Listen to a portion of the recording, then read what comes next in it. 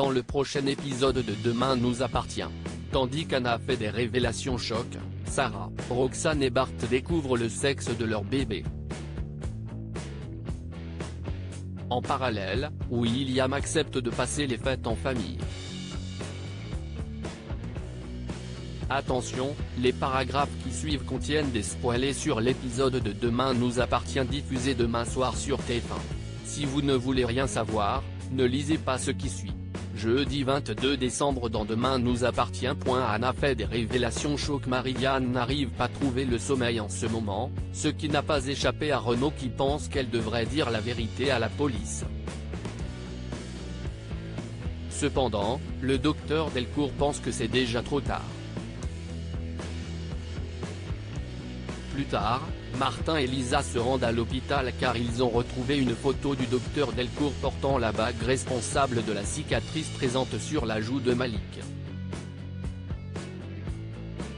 Après avoir récupéré le bijou, les policiers l'embarquent au commissariat sous les regards inquiets de Renaud et Anna. Sur place, Marianne raconte au commandant Constant qu'elle a croisé Malik en allant aux toilettes. Ce dernier se serait alors jeté sur elle pour lui demander où était sa femme.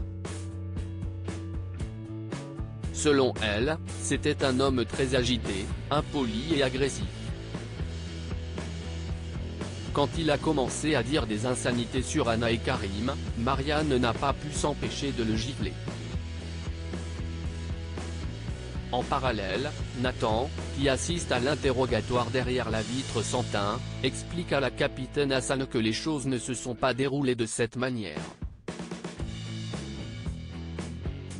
En effet, c'est Marianne qui se serait montrée agressive avant de le traiter de gros porc pour finir par le gifler avec force. Non loin de là, Emma n'est pas venue au MA pour finir ses travaux d'intérêt général. Alex a bien tenté de lui envoyer des messages mais elle ne répond pas. Malheureusement, il ne va pas avoir d'autre choix que de prévenir le juge d'application des peines même s'il ne trouverait pas ça normal que l'adolescente finisse en prison pour une histoire de baiser volé. Lisa et Martin restent quant à eux convaincus que Marianne leur cache quelque chose.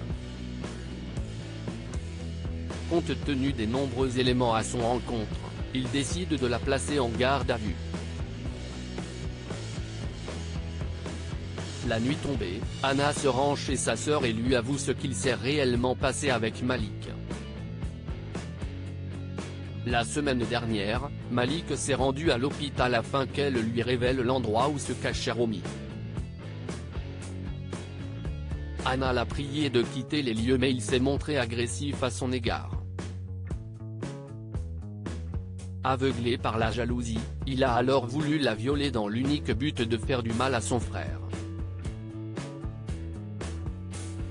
Heureusement, Marianne est arrivée à temps pour sauver sa fille de ses griffes. De peur que Karim fasse une bêtise, elle n'a ensuite pas voulu porter plainte. Connaissant désormais toute l'histoire, Chloé se demande si sa mère aurait été capable de tuer Malik pendant la soirée. Roxane, Sarah et Bart découvrent le sexe de leur bébé. Roxane se pose tout un tas de questions sur la fameuse boîte à musique. Pour elle, cela n'a pas de sens qu'un objet aussi insignifiant se soit retrouvé dans un coffre-fort blindé. Là de cette discussion, Bart signale qu'ils ont prévu de fêter Noël ce soir et précise qu'il aimerait savoir quoi préparer pour le dîner. Mais rien n'y fait, Sarah et Roxane sont obnubilées par cette boîte. Plus tard, Sarah, Roxane et Bart préparent leur soirée. Au fond de lui, ce dernier est profondément triste de fêter son premier Noël sans Louise. Le soir venu, ils s'échangent leurs cadeaux.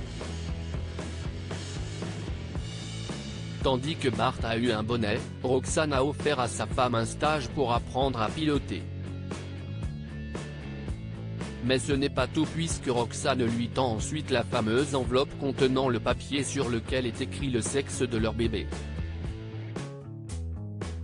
C'est tous ensemble qu'ils découvrent alors avec beaucoup d'émotion qu'ils vont avoir une fille.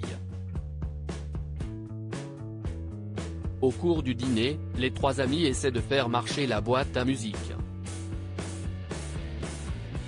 Pensant qu'elle est cassée, Roxane décide de l'ouvrir avec sa fourchette mais la fait tomber au sol. Un accident qui permet toutefois de révéler un double fond contenant plusieurs lettres. William accepte de passer les fêtes en famille dans la matinée. Aurore passe à l'hôpital pour apporter des vêtements à William et saisit cette opportunité d'être seule avec son mari pour lui proposer de faire une trêve pour les fêtes afin de passer Noël en famille. William accepte même si cela ne changera rien à sa décision. Par la suite, Aurore se rend au cabinet Perrault pour rencontrer Raphaël. En effet, elle aimerait savoir si Brigitte pourra sortir avant Noël.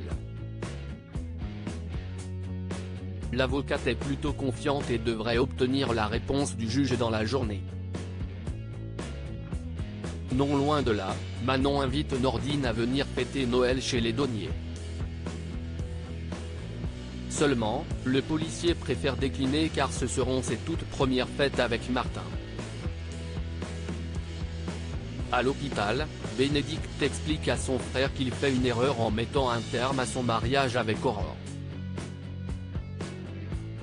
Bien qu'il ne lui demande pas de comprendre, William indique qu'il a été blessé que sa femme dénonce leur mère. Compréhensive, Bénédicte l'encourage toutefois à prendre du recul sur toute cette histoire. Malheureusement, William n'y arrive pas et ne comprend pas pourquoi Aurore a fait ce choix. Pour lui, il n'y a qu'une chose à faire, divorcer.